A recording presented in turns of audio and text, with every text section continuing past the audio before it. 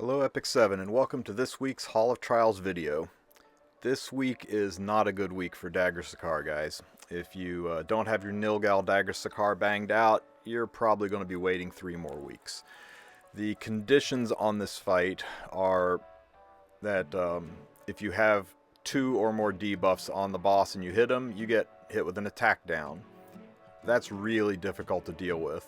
Also, there's no condition for boosting damage. You just get 30% more attack if you're a thief, which is kind of nothing. And green units get an attack buff if somebody hits one of the adds during the break phase, and not many people bring AoEs into the break phase, and rangers are turned off. I talked to my buddy Robusto about this, and we brainstormed a little bit, and I think this team has the potential for Dagger Sicar.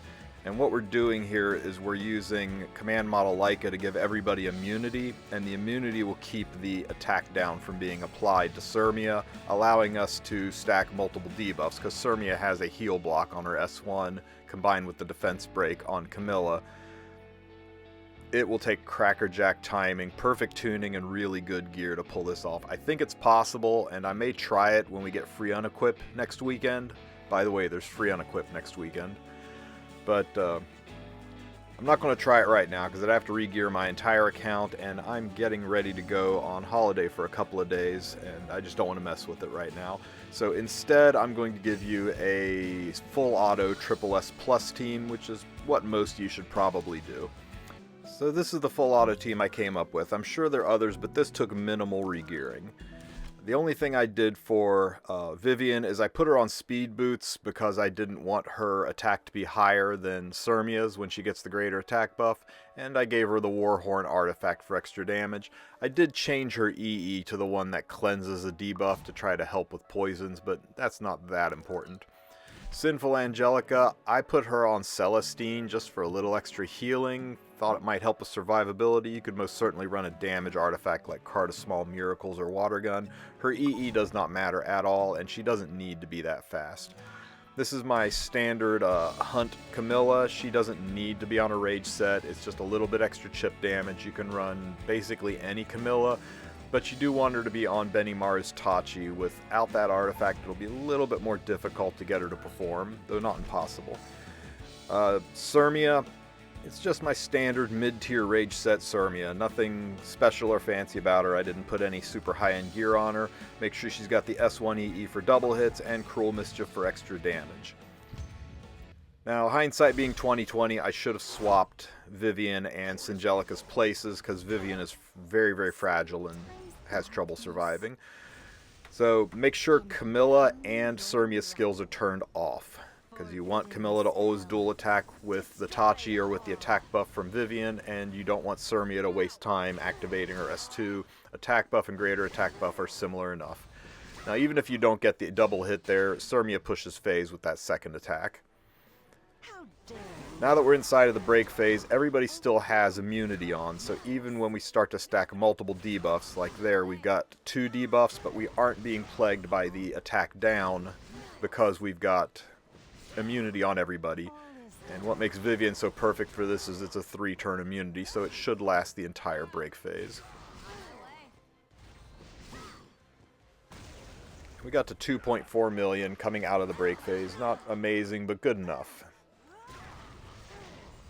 Now, you see what I mean about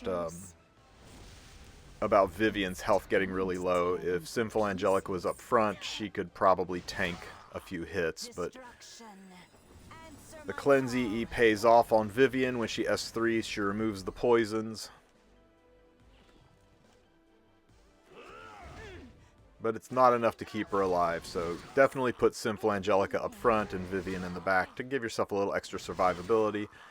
But with the defense break from Camilla, this team bursts down pretty quickly, and we're into the second break phase. Now, without Vivian, we've got no source of immunity, so we're going to start collecting attack downs once the immunity runs out. But we're already so close to SSS Plus, it's not really going to matter.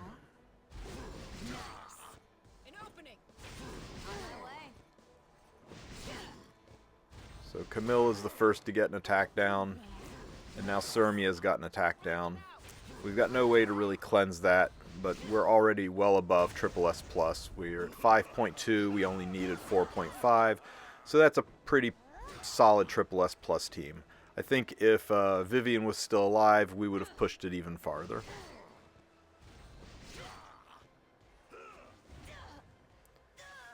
Got one more unexpected hit off on Sirmia. Unfortunately, these poisons are probably going to be the end of Camilla on her next attack. They're definitely going to be the end of her now. Celestine can't heal her because she had heal block.